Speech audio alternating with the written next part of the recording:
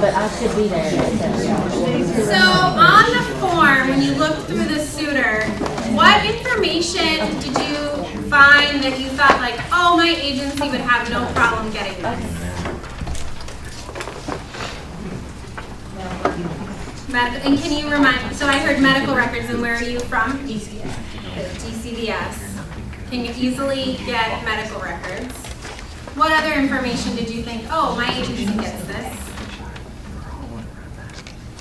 We thought we have, the vaccination records, the shot records. Have we noticed anything up until this point with their well child? So Steve is from the health department and said it's pretty easy for them to get medical records, immunization records, kind of that. Well, because we already have it. Right. It's there. Right, so they already have that information. But I think it's really important that people get that primary care information from, if the primary care isn't gotten at the health department, or if only immunizations are found, sometimes you have to go elsewhere to get your care. They do need those records, and that's the single biggest piece I see people not asking for, is the medical records. Not just the ER records at the time of death, but that child's growth charts and, like you said, and primary care records. And if they're having trouble, those people get told, well, we can't because of HIPAA. I mean, the coroners, there's a law that says coroners must be provided that if they ask for it. And HIPAA should never stop them, and if it does, they should be talking to the state CFR people or the state coroner people, because HIPAA should never stop you from getting the records you need. So hearing that, it can be challenging to get like primary care or ongoing well child medical records. And some strategies for navigating that are to use your coroner, right? They statutorily have access to them. And if you're not getting anywhere, you're struggling, reaching out to our state partners. And that's really critical, is to always reach out to us state partners. Was there anything on that list that you thought, we're never going to get this?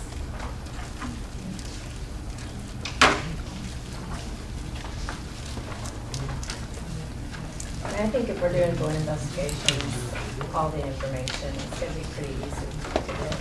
So what I'm hearing is if we're doing joint investigations, we should be able to get all the information. And you just hit on sort of one of the critical points in looking at this form is that, excuse me, while law enforcement or the coroner might generate the form, they might sort of be the proverbial owner of the form, everyone has a responsibility to share information that gets collected on that form. And so familiarizing yourself with it is important. And we'll talk more this afternoon about how you can work together as a child fatality review team to support that data collection.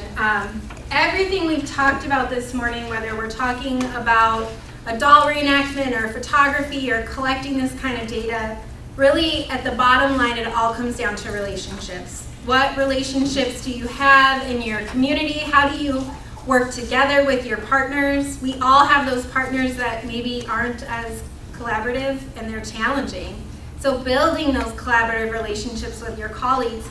But then also, how do you create a relationship with a family? How do you create that trusting environment where they are willing to do something like a doll reenactment, or they are willing to tell you where they got their prenatal care, or whatever you might be looking for. So that relationship that's built on trust and empathy is vital in getting through any of the stuff that we talked about this morning. We don't talk about that a lot, right? We don't focus on the relationship piece, but it's really at the core of all of the work that we do. Any other comments on the data form or anything really we've talked about this morning? So to put a baby to sleep with a pacifier, is that good or bad? So the question is, if you put an infant to sleep with a pacifier, is it good or bad?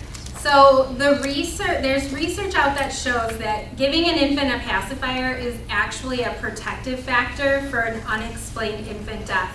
And the belief behind that is that the sucking mechanism of using a pacifier keeps the baby a little bit more alert, so they don't fall into that deep, deep sleep where it's hard to arouse them. The caveat I'll give, or the thing to note, is that for moms who are breastfeeding, you want to make sure that breastfeeding is established before you introduce a pacifier. I just got a question. I wondered for how many people here is getting a pregnancy history difficult, because that seems to be a little outside of what we often ask for. And I just wondered if people had encountered difficulty if they had looked for that. So the question is it difficult to find pregnancy history information? It's usually, a lot of times that's in the birth records that the cabinet can get, and a lot of times that information can be gotten just through interviews with the mom. So you can get the information through an interview with a mom, and that's where using something like the Suitor is so helpful, because it standardizes it. You're asking that question, and it can also, it's my understanding that DCBS can help get that if they know where the child is born. One of the things that came up at one of the earlier trainings this week is that sometimes mom doesn't know all of this information, the detailed information of birth weight and height and where, in the context of her child just died and all that trauma. And so what do you do with that? There were some great suggestions around like finding the relative who's a little bit maybe more of a talker or more able to engage with you. Is that a grandparent or is it dad? You know, asking them to sign a release of information, really working with the mom to get that information in some other capacity. Any other questions or comments? You must all know that lunch is here, because now you're all quiet. So, do you have a question? I was going to raise a question or a comment about situations where you have a high suspicion that the environment and the way it's maintained by the caregiver, parent, there's probably some liability. You just feel like there's culpability. It's just a kind of a gut feeling thing, but you really can't put your finger on it. You can't.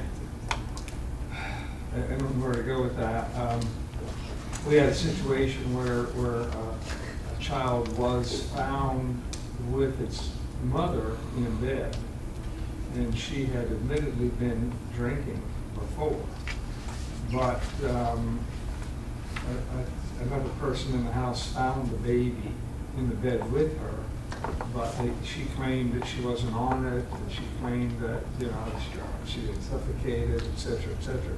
So it's very difficult for the ME to come up with anything except unexplained. Mm-hmm. And sometimes that's frustrating when you get the feeling for what's really going on, and they're not there. So I can understand the concept of giving them as many pictures as you can and showing them as much as you can, because you are their eyes and ears in many cases.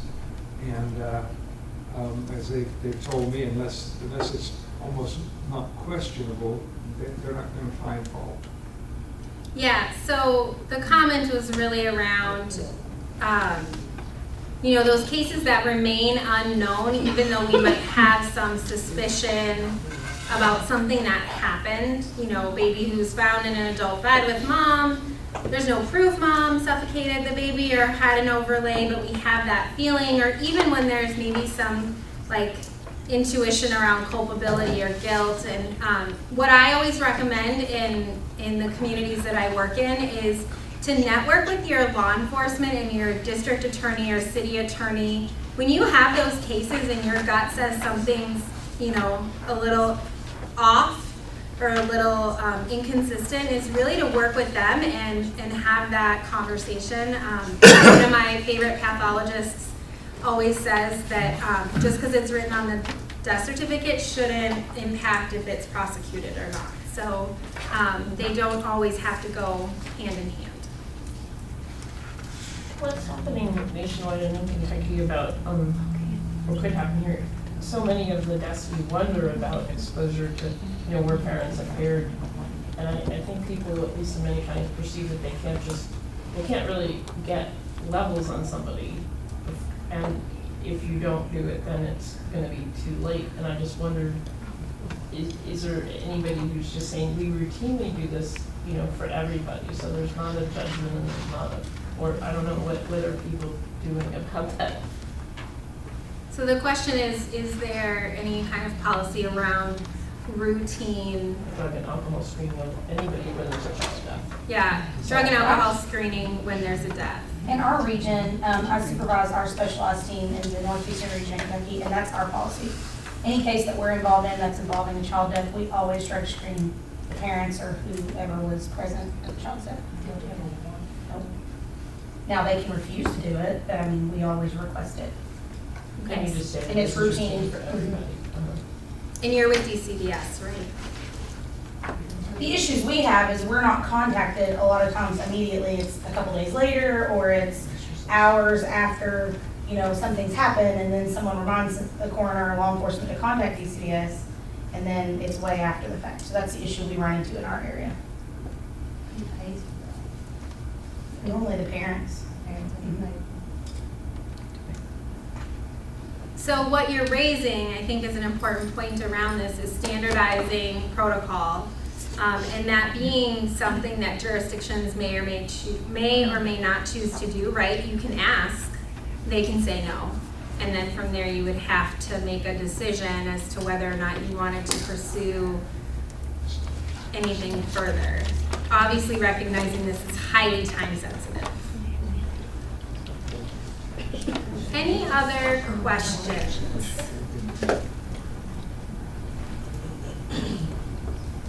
All right, well, I want to talk about lunch. On your agendas, you have an hour for lunch. When we wrote the agendas, we thought people were going to have to leave and come back for lunch, but we don't have to do that. Lunch is set up right out here.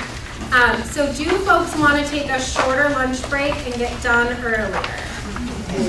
This is like the one unanimous thing that everybody always agrees on.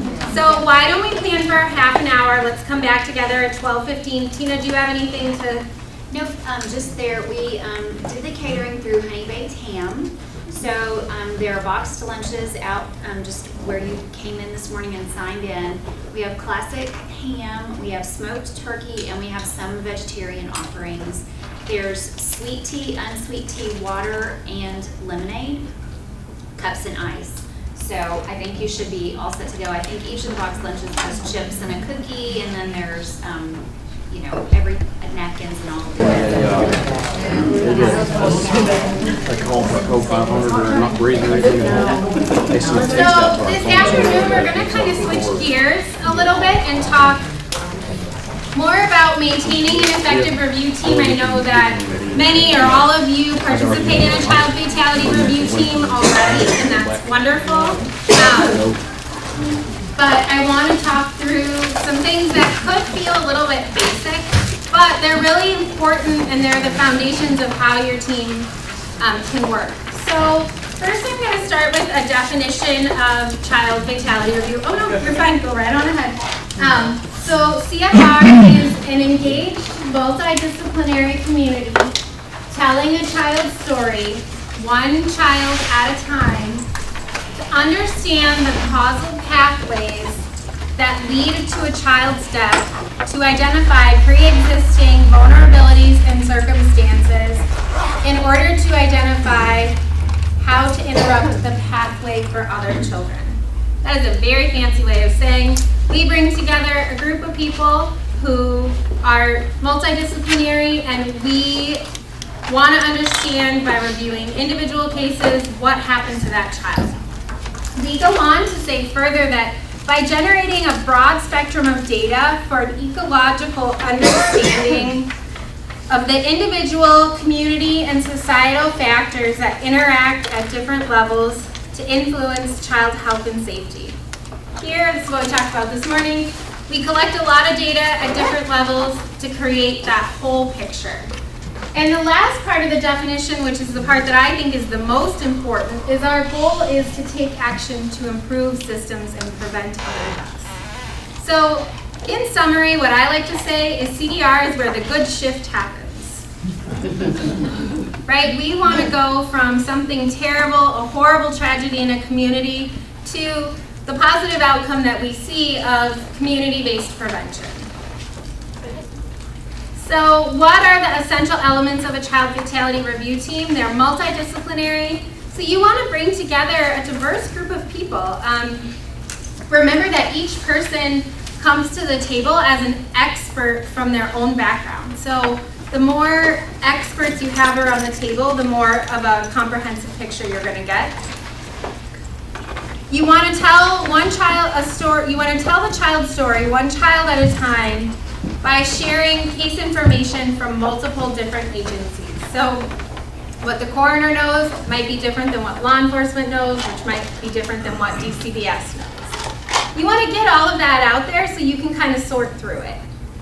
It's focused on improving systems and prevention and not on culpability. And I cannot stress this enough, that the goal of child fatality review is not to place blame or point fingers.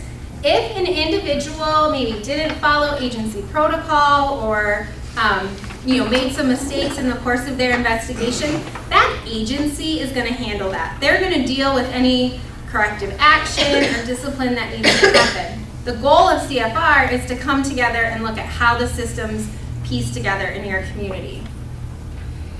And the goal is to look at both fatal cases, you review the fatal cases, but then to also take into account non-fatal data for trends. So for some communities that are smaller, you might only have 1 or 2 children that die each year, so it might take a while if you only rely on your fatal data to get enough to really do any analysis. But if you look at your hospitalizations and ED visits, you'll get a clearer picture of what's happening in your community.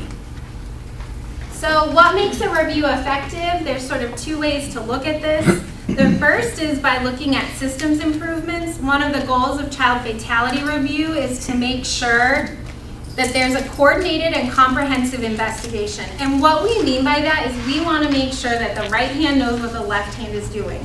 So we want, or we think it would be terrible if, let's say, law enforcement has the family do a doll reenactment and then the coroner comes in and has the family do another doll reenactment, right? We want to know what everybody's doing and in what order in order to keep that consistency and cohesion moving.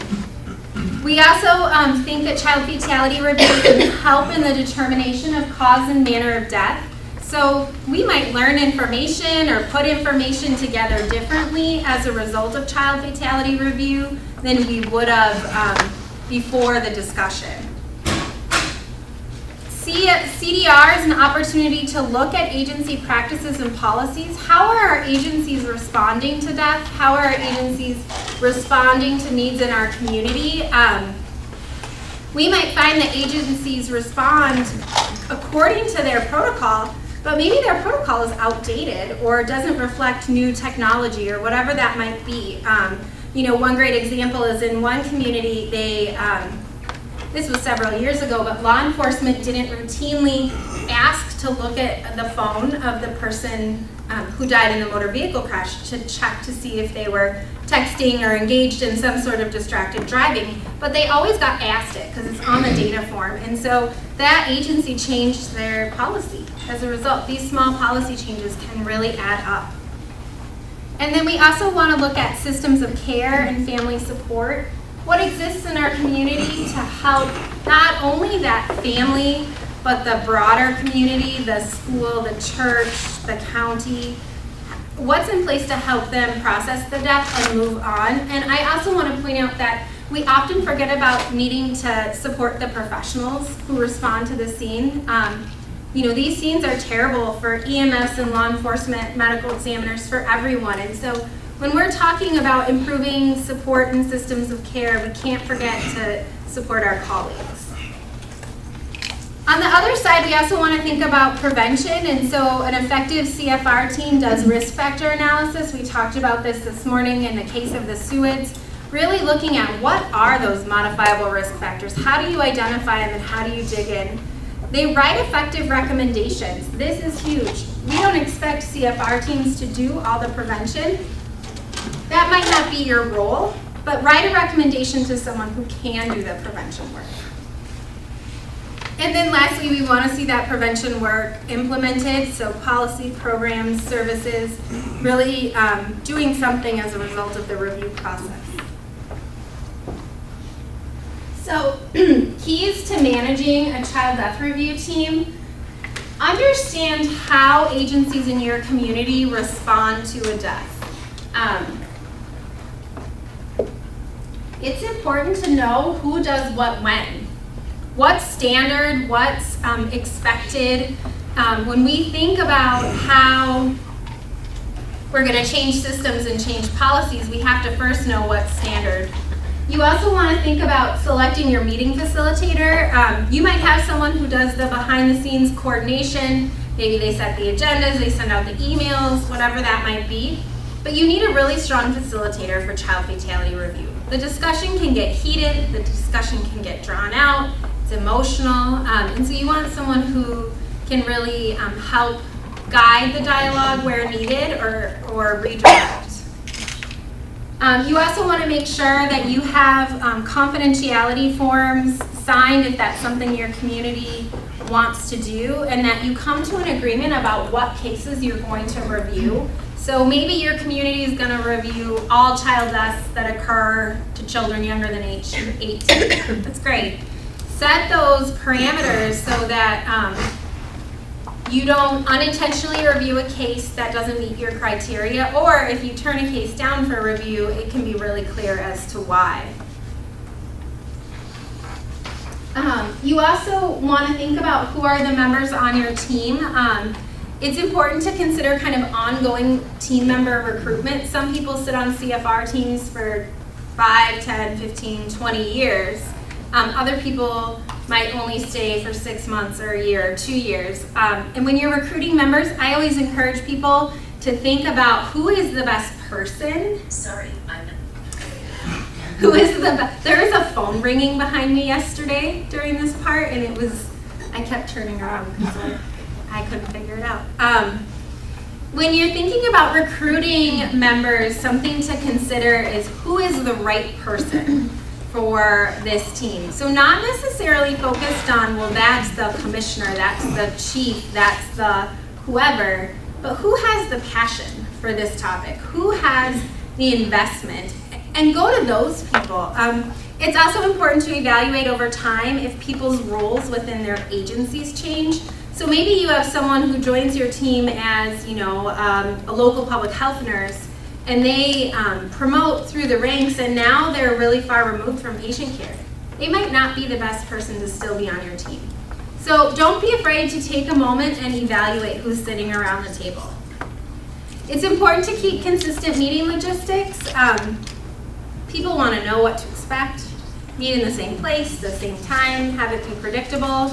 It's important to track follow-up actions and help hold people accountable. And we'll talk about that a little bit further. And then the last thing that I can't stress enough is reach out to the state folks, to Tina and Luann. They want to help you. So they don't want you to be stuck struggling with something, but they also want to hear your successes. So one of the elements of maintaining a successful team is making sure that you find all of the cases your team wants to review. So we know that local public health gets copies of death certificates in Kentucky, which is great, and that's a great way to identify cases. Using the coroner's records is another great way to identify cases. But I would encourage you to also think about things like a social worker at your hospital. They may know of sick kids who are expected to die. You might also consider things like reading obituaries or social media. Both of those venues might help you capture kids who are residents of your community that die either somewhere else in the state or even out of state. We had a death in one community and the child died in another state, and they came to me and they said, should we review this death? And I said, well, can you tell me what happened? And it was a young man, he was maybe 11. He died from the choking game, and he was on a school field trip.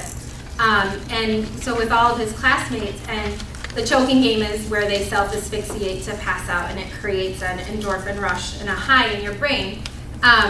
And so they said, well, should we look at this because it happened somewhere else? And we said, well, yes, please do look at it because that school and the family and everything's here in your community. And the only way they knew about it was by reading the obituaries. So I know it's not pleasant or fun, but looking through obituaries and social media is great. And then also word of mouth.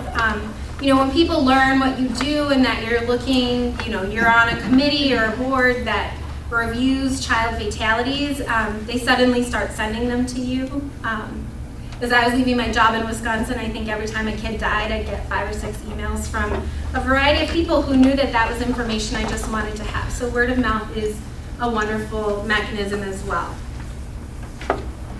One of the things we recommend is that monthly or quarterly, depending on the size of your community, lists are sent out to your team members and that they have enough information on them so everybody knows what the child's name was and what happened, and a preliminary understanding of what happened. So some keys to preparing for the meeting: make sure you have those names in a timely manner. When I'm training new teams, I encourage them to set up a timeline. So, 2 weeks before the review meeting, we're going to send the names out. 1 week before, we're going to send a reminder, and so on and so on. Take some time to look through your own records. Once you have that list of names, look through your own records. Think big picture. Think broadly. Think about what other information you might need to know. So think about things that maybe won't make sense in the record. If you're reading a record from your agency and you're like, I don't know what that means, someone else on the review team is going to have that question too. So I would recommend that you ask it ahead of time of your colleagues. Also consider who else might need to come to the review team meeting. So maybe the DCBS worker who worked with that family should come, or the detective who responded to the scene should come. Be mindful about who are those extra people that you might want to invite, and make that reach out to them. Also, I always encourage people to think about what is already happening around this topic on prevention. So if you're going to come together as a CFR team and you're going to review a motor vehicle crash, for example, what is your agency already doing around motor vehicle crashes? You're going to talk about prevention, so it's always good to have a little bit of a head start. And then lastly, think snacks, right? Everyone wants to be well fed and taken care of at a meeting. So when we're reviewing individual cases, you want to start by sharing the child's story. And then you're going to think about the systems in your community, and you're going to think about the investigation. And again, it's about how did the pieces fit together. It's not about if an agency did something right or wrong. It's about how the pieces fit together when you put them together. You're also going to look at services in your community. So what services were needed for the family before the incident, during the incident, and after. So maybe before the incident, a teenager needed access to mental health counseling, but you don't have anything in your community. Maybe during the incident, a family needed access to a crisis responder or temporary housing, and there was nothing. Maybe afterwards, there's a need for grief and bereavement support, but you don't have anything. Or maybe it's about, hey, we have all of these services in our community. We're doing a really great job. One of the things we find when we start talking about services in a community is that oftentimes not everybody in the professional community knows what's available. So DCBS might know about this set of resources, public health might know about these set of resources, and the coroner or law enforcement know about something different. And so when you share that information, you can increase referrals and help really build that network that will support your community. And then you also want to look at agency policies or practices that might need to be changed. You want to look for modifiable risk factors. So you want to look, again, remember we came up with that long list just for SUIDs. You want to create a very long list of all your modifiable risk factors for the death. You're going to talk about prevention, and you want to think about things, what could be done to change behavior, technology, or laws. And I always say, think big. Put your big ideas out there, everything, from a big campaign to a new law to an agency policy change. Put them all out there, because then you're going to whittle them down. You might have the best idea, but it's not financially feasible, whatever those circumstances might be. And then lastly, you want to come up with next steps. Who's going to take the lead? I should have said there's a handout in your packets that goes over that. So if you were feverishly taking notes, I'm really sorry.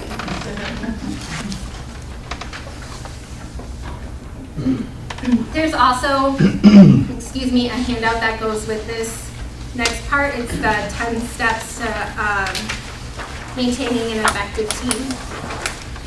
So being prepared for the meeting is really important. I'm going to stress regular meeting dates and times.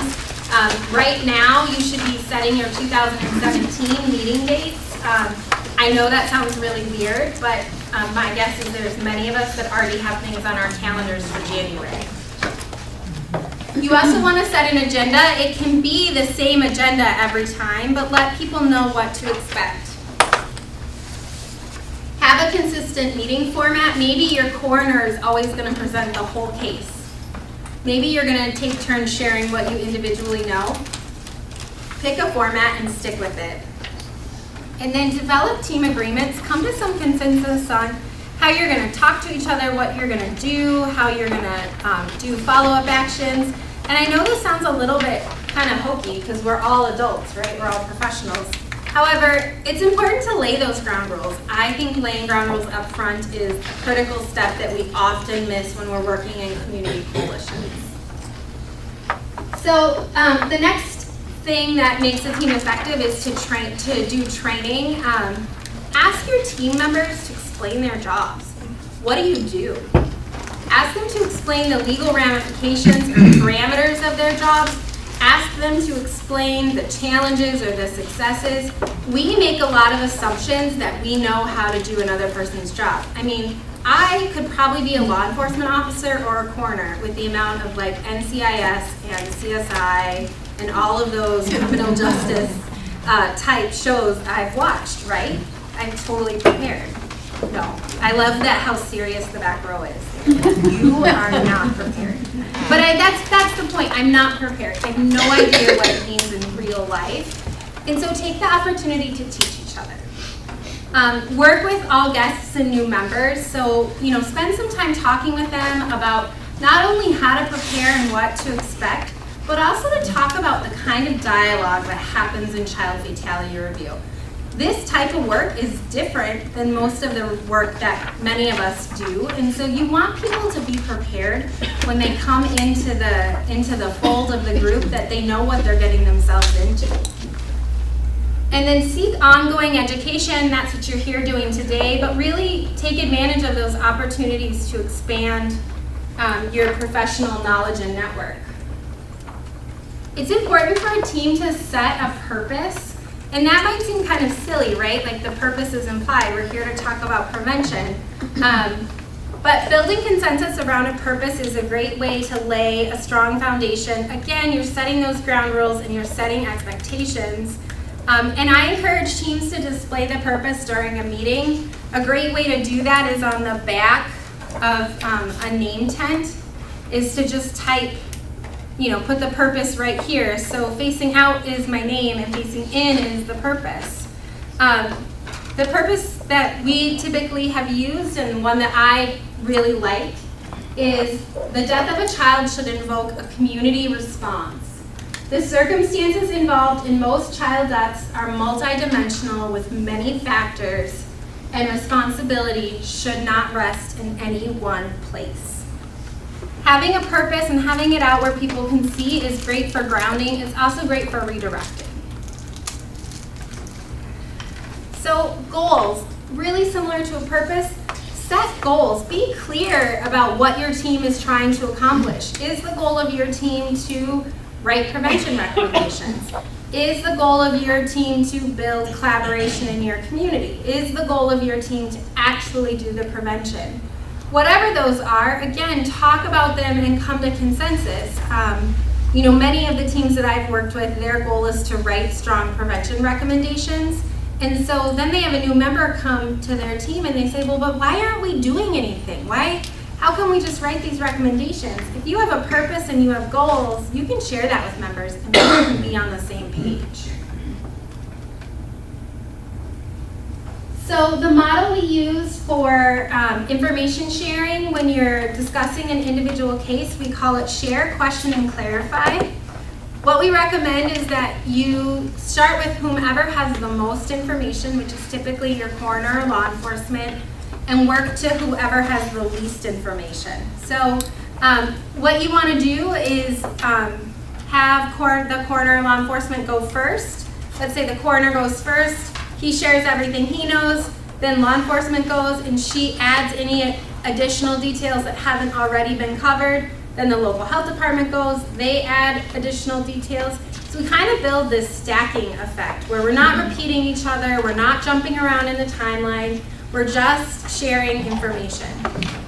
It's also really important to share information in a way that is complete, and the best way to do that is to not allow questions while you're sharing the case information. So what I mean by that is that you take turns sharing your information uninterrupted. So April's gonna get a chance to talk completely, and then Emily, and then Steve, and then Becca. And what we're gonna do after we get all that information out on the table is then we're gonna start asking questions and we're gonna start clarifying things, because there will be things that are inconsistent. Let's say, law enforcement says there were 5 kids in the home, but local public health says this is mom's second pregnancy. That doesn't match. Oh, well, the other 3 kids were neighbors who were spending the night. You still have that opportunity to ask those clarifying questions, but get all the information out on the table first. And one of the most important reasons to do that is so that you don't miss any details, right? Because if you're asking questions and getting interrupted, it's easy to jump from topic to topic and not even intentionally realize it. It's important to call on each team member. So, what do you have to offer? What do you know? What do you have? What do you know? What do you have? Some people won't speak up unless you call on them. They might not feel like they have anything of value to add to the discussion. Other people might be hesitant to share. So calling on people really develops that full sense of sharing. It's important to ask open-ended questions, so nothing that can be answered with a yes or a no. A really great example of this is in one of the communities that I worked in, they had a young person commit suicide, and the story was that the child received a ticket for underage possession of tobacco. So he was little, he was 12, and he got this ticket for underage possession of tobacco.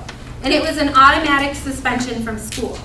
The policy of this particular school district was to allow the child to walk or ride their bike home if they had made contact with the family.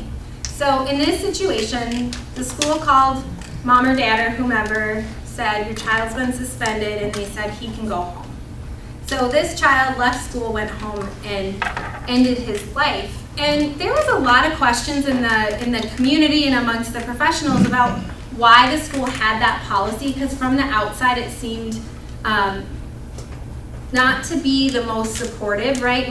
We anticipate that being suspended from school for a child would be pretty emotional, and so you kind of send in a kid home to fend for themselves. This child death review team did the best job of asking all of these open-ended questions to the school district. Can you tell me what the benefit of this policy is? Can you tell me how it helps support families in your community? Can you tell me about times that it's worked really well in your community? And as a result of these questions and everybody engaging in a really robust dialogue, they found out that the community that this happened in was a fairly impoverished community, and the school felt like they were helping families. A lot of the families worked hourly jobs and they couldn't leave in the middle of the day to go get their kid, take them home, you know, that they might lose their jobs for that. And so the school felt like they were supporting families. As a result of the discussion, they were able to come up with a different plan, a different way to support the families and to keep kids safe. And so if the team would have approached that discussion as, can you tell me why your policy doesn't care about kids? Or can you tell me why you let this happen? The discussion would have been terrible and they might not have gotten to the same outcome. And then lastly on this topic is to stay curious. A lot of the families that we talk about, maybe we know them from law enforcement, or they've been involved in DCBS in the past. You know, they might not be maybe our most upstanding citizens, but let's stay curious about how they came, how their child died, what the social factors were. It's really important to try not to make those preconceived judgments. I'm not saying to put on rose-colored glasses and pretend that nothing bad ever happens, because bad things do happen, but really try to approach these things with an open mind. We're going to talk a lot more about prevention in the next little segment, but it's a critical part of having a successful team. Use your data to drive your prevention. Again, your team doesn't have to do the prevention, but they can share the data with folks who can actually do the prevention. Network with other teams or coalitions who are doing the kind of work that you want to do. If you have a suicide coalition in your community and they're already working on firearm safety, the CFR team doesn't need to take that on. Maybe you want to look at drowning them. Celebrate your successes no matter how small they feel. Every prevention success should be celebrated. Please share it with the state staff. These are the moments we all kind of live for when it comes to child fatality review. Again, we'll talk more about this, but when we talk about prevention, I want you to think about the 3 E's, as we typically call it, and that's enforcement, education, and environment. And prevention at its most effective addresses all 3 of these learning strategies. And then lastly, keep track of your accomplishments. You know, we would call local teams when I was in Wisconsin and we would say like, oh, what have you been up to for the last 6 months? And you know, what has your team accomplished? And they would say, nothing. And we'd say, oh, well, what did you talk about at your last meeting? Well, we talked about the curve on 45 and how, you know, it's not graded the right way. And so law enforcement took it to the Traffic Safety Commission and they, you know, they're gonna fix the road. But you've been up to nothing. Keep track of your accomplishments, not only for yourselves, but for the state as well. Follow through is a really important part of child fatality review. I know that we're all busy. We all go to meetings nonstop. But if you offer to take something on, make sure you follow through as soon as possible. It builds team trust and legitimizes the process. I mean, we all have those people in our minds that say in a meeting like, oh, I'll do that, and in the back of our heads we're like, no, you're not. So you don't want to be that person. So follow through and then build in accountability checks. You know, I said earlier to set an agenda. One thing that might be really helpful is in your agenda to always have a bullet point that says follow up from last meeting. Typically, most adults only like to be embarrassed in front of their peers once or twice, and they'll start doing the follow-up actions. It's important to address conflict as it comes up. If you've set clear expectations, you have a clear purpose, a clear set of goals, it really helps if there is conflict that comes up. And I don't mean that like people are going to jump up and throw over tables and there's going to be a fist fight kind of conflict. Although maybe, but probably not. I'm talking about the quieter, more passive conflict. The person who won't share information now, or the heated exchange of words. You know, we really want to watch for those things. So set those clear expectations and use them as a guide.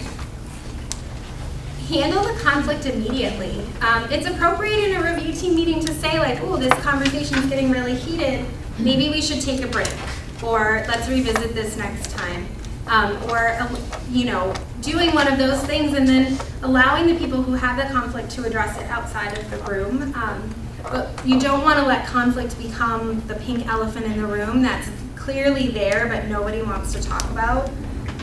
Watch for emotional triggers. If something has caused conflict in the past, it's going to happen again. You want to watch out for that so you can plan. So a good example of that is in one state, they called us for some support because they said, every time we review a suicide, our law enforcement comes in and they're defensive and they answer in one-word sentences and they don't make eye contact, and it's just completely different than the way that they typically are interacting with our team. And so we brainstormed and we worked together and we worked with law enforcement and we did some tracking. And ultimately what it came out to be was that every time there was a suicide that they were going to talk about in review, it was really hard for law enforcement. This particular law enforcement agency said these are some of the hardest scenes, especially if it's a kid, to respond to. We don't feel like we have a lot of support. We don't want to talk about it.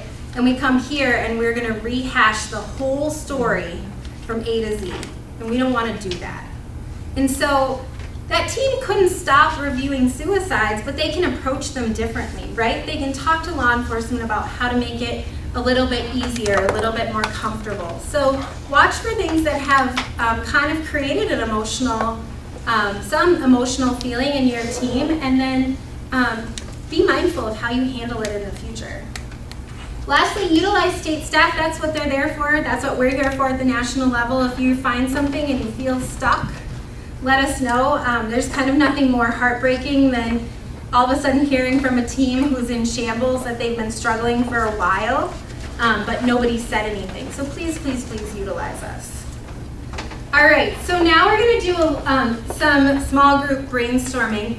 One of the things with addressing conflict is managing all of our different personalities in a meeting, right? You have people who talk too much and people who never talk, and you have people who interrupt and people who make comments that you think, did you really say that out loud?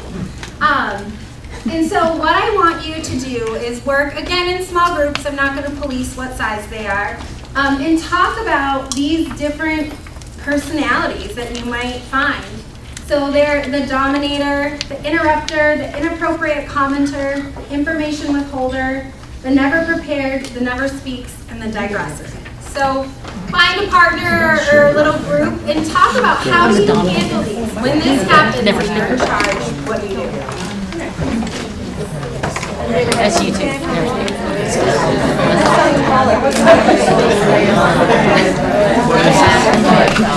The dominator, the person that is always talking.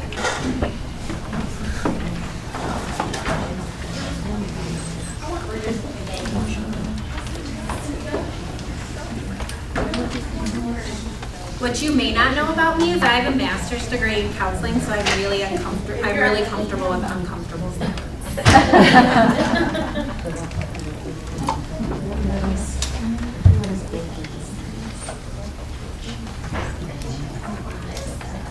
Well, whoever's controlling the meeting, I mean, like if the coroner's controlling the meeting, or if it's law enforcement or whoever, I think they have to recognize the dominator and just say, no, we'd like to hear from Sally's, we'd like to hear Sally's point of view now, you know, and you have to call on other people to help you out to, you know, shut that person up, you know, kind of thing. Great answer. On Monday, someone said you tell them to shut up. So, I like your answer. What do you do with the interrupter? We'll take questions later. Hold your thoughts until after the presentation. Let's hold our thoughts till everyone's had a chance to talk. Yep, those are all great examples. What about the inappropriate commenter? The person who says something and you think, whoa, you said that out loud. Redirect the conversation back to something more appropriate and maybe address them afterwards. Yeah, so redirect the conversation and chat about it afterwards. Sometimes you can say, would you like to put that in a more acceptable terminology or phrase or whatever. Is there a different way you could say that? Well, the person that does that, I think, should be put in their place and say, I don't think that's really appropriate for this time. And just, you know, fire it right back at them, you know. I mean, I don't want to get in a heated discussion or whatever, but I mean, if that person is willing to say that out loud, and it's inappropriate, I'm willing to tell them that it's inappropriate and fire right back at them. So it's important to address it, right? Call a spade a spade. I have a team coordinator when I was in Wisconsin who would say, I'm not sure how that relates to prevention, and then would move on. I mean, the first time it happened, we were all like, what happened? What just happened? But we had a purpose we agreed on, and so she just really directly called people on it. One thing that came up on this personality type in one of our other trainings was trying to take a moment to understand where the comment is coming from. And so, you know, like you said, saying, is there a different way you'd like to say it? Or I'm sure you didn't mean it that way. But another thing too is to look at the context of who was making the comment. Law enforcement, coroners, pathologists all might have a little bit of a darker sense of humor than maybe some of the rest of us do. And so, you know, what might seem like a really dark comment to you might be kind of appropriate or more talk that happens all the time. So, you know, I think it's a great opportunity to put yourself in the other person's shoes and pause before we jump to conclusions. But if it is inappropriate, it's always, you know, okay to say, you know, that was offensive, or that way that was asked was not appropriate. What about the information withholder? The person who you know has information and answers in one-word sentences. This is like talking to my almost 12-year-old. Yes, no, maybe. I don't know. I asked them, would they care to elaborate on that so that everybody understands where they're coming from? Can you elaborate on that? Can you tell me more? That's a great one. Also asking those open-ended questions, right? So if I ask an open-ended question, hopefully you can't answer it in 1 or 2 words and we're engaged in a dialogue. What about the person who comes to the meeting and is never prepared? So this is the person that every time your team meets, it gets to them and they look surprised that they're supposed to know anything about these cases. You smile because you're picturing someone's in your head. How do you handle that?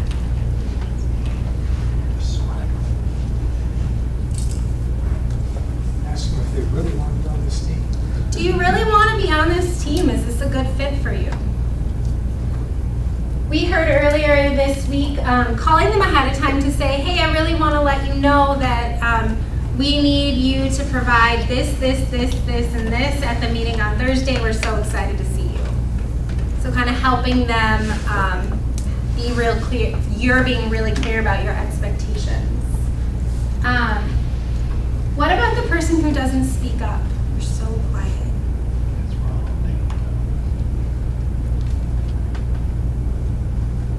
It's a good demonstration of that person.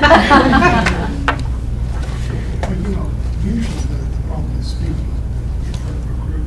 I find that, because I have a few of these on my Board of Health, and usually if I call them beforehand, I can get what they want to say, and then I just kind of say it for them. And they seem to be real happy with that. They don't really want me to put them out front. But they will tell me their thoughts and information if I call them ahead of time and speak to them. So have a conversation with them outside of the meeting to really understand their position or their thoughts or their information. It's great. One of the things that came up earlier this week is sometimes we don't speak up in meetings because we don't feel like we have anything to add of value. I definitely have been in this situation a number of times where I'm in a meeting and I'm watching everybody share and the dynamic is going so well, and maybe I don't know a lot about that topic or I'm new to the group, and so I'm just really quiet because I don't feel like I can add anything. And so someone earlier this week said, you know, what if you call those people ahead of time and say, you know, I really value your input, Pamela. When you speak up, you have so much to add, and we see so much value in your perspective, and really let them know that they're an important part of the team. You know, that same strategy might work for the person who's not ever prepared. Maybe it's not that they don't care, maybe it's that they feel like they don't have anything to add. And then what about the oh, go ahead.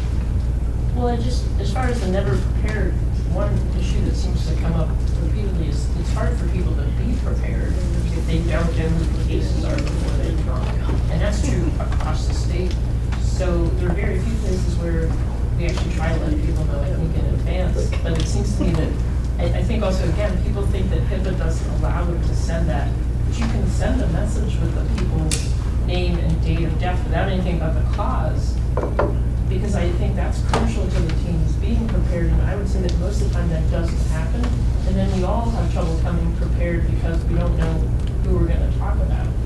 Well, I mean, hopefully that, so the question was, or the statement, I think, is it's hard to be prepared when you don't know what cases you're going to talk about. Hopefully that's something that you take away from today is maybe a new best practice you can implement is sharing those names ahead of time so that folks can come to the table prepared. What do you do about the digressor? Person who you're talking about A and then all of a sudden you end up on Q and you have no idea how you got there.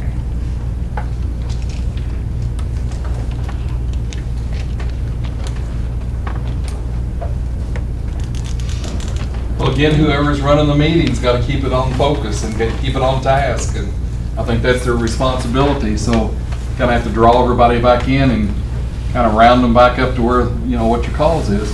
Right, so I'm not sure how this relates to the conversation, where we are talking about X, and really just redirect them and pull them in. Hopefully that this brainstorming and discussion gives you some suggestions on the next time these happen, kind of how to manage them. I think obviously you need a really strong facilitator who takes the main role for managing, you know, the dynamics of the meeting, but everybody has a responsibility at the meeting to help your meeting leader facilitate in a way that's productive. And so, you know, if you see these going on, you know, help your colleagues out. Another step of a successful child fatality review team is a team that seeks education. We've talked about a few of these, but I want to point out that ask your team members to provide education for the group. I think it's a great way to engage each other, to engage especially those quieter people who maybe you know have so much to add but they're not speaking up. Ask them to talk for 10 or 15 minutes on, you know, what are the latest trends you're seeing in law enforcement? What are the impacts of the opiate crisis on child welfare? You know, what's going on in the coroner's office? Give them a chance to kind of shine and share what they know. And it's also a great way to figure out what really exists in your community. And then utilize the state staff. If you come up with something that you really want to learn more about, but you don't know how to find the right speaker or find the right resources, reach out to the state staff. If they don't know, they'll reach out to us, and we're always more than willing to help. So practicing self-care is a really critical part of having a successful child fatality review team. I said earlier, I'm a mental health clinician by training. Before coming to this job, I worked in our state prison system doing drug and alcohol mental health counseling. And I was immediately surprised when I started this job about how hard the work was, how draining it was for me to look at these cases day after day and read about the terrible things that had happened. And so it's really important to acknowledge that this is hard work and that it's not work that everyone can or wants to do.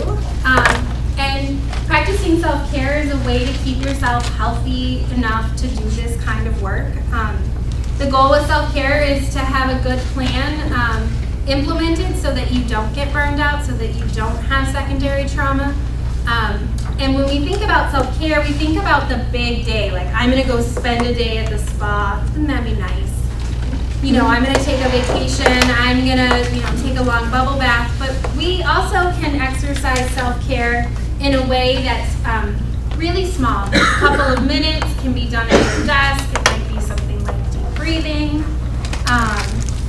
One of my favorite self-care techniques is knock-knock jokes. I love jokes, and I have 3 male children, so the sillier the joke is, the cooler I become at home. So you're gonna indulge me in a little self-care. So knock-knock. Who's there? Broken pencil. It doesn't matter, there's no point. You laughed. Almost every one of you laughed. That took 30 seconds. So practice self-care, incorporate it into your team meeting. There's lots of ways you can do that. You can, create a jar with little jokes or little inspirational sayings in it. You can ask, for folks to facilitate little activities.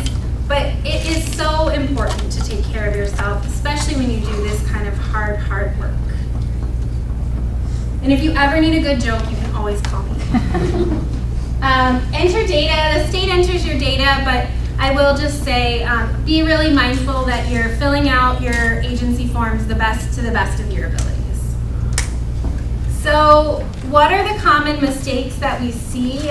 Proceeding with too little information. So maybe you're missing a key partner and so you don't have their information. Maybe your coroner got called away at the last minute and you don't have his report. But you're gonna power through. Don't try to power through. You're just gonna frustrate yourself and everyone else. What about the review meeting that never ends? So you keep circling the same topic forever and you don't get anywhere, you don't talk about prevention. End those conversations. Be willing to step up and say, I think we've shared all the new ideas that we have. It's time to move on. We don't want you to be too data driven. We don't want you to take the suitor and have that drive. Emily's like, maybe that's not true. We don't want that to drive your discussion. We want you to find that great balance between being data driven, collecting the data that you need, but also then the dialogue and the relationships and the prevention. And then please don't try to save the world. I know we all want to do something immediately. These are horrible things to talk about. They're sad tragedies for our community. But if you take on the world, you're going to feel defeated so quickly. So we'll talk about in the next segment about how we chip away at these big problems. And then for meeting facilitation, if you're the facilitator, find your style. I like to think of myself as a sort of funny, informal presenter. I like to talk about my family and share jokes. That might not be your style. Maybe you're a little bit more black and white or a little bit more direct. Find whatever feels comfortable to you and go with it. Involve your team in your decision-making processes. Our hope is that you heard some things over the course of today that you want to go back and implement or you want to go back and dialogue about. And so have a conversation, really approach it from a standpoint of democracy and let everyone be involved in that discussion. Stay positive. It's really hard when you do this kind of work, especially if you see the same kinds of death over and over again. How many motor vehicle crashes can we review? How many suicides? But try to focus on the positive. Address concerns and celebrate successes immediately. As a facilitator, your job is to kind of herd the cats, keep everybody going, but then it's your job too to lead the celebration. And then ask for help. You should never be stuck wondering what you were looking for or what help you might need. So remember that participating in CDR is a pledge to your community, and it's a commitment to making your community a little bit healthier and safer. And so, we know you take this commitment so seriously. It's why you're spending the day with us today. And the work that you all do is so important. I'm going to pause for questions.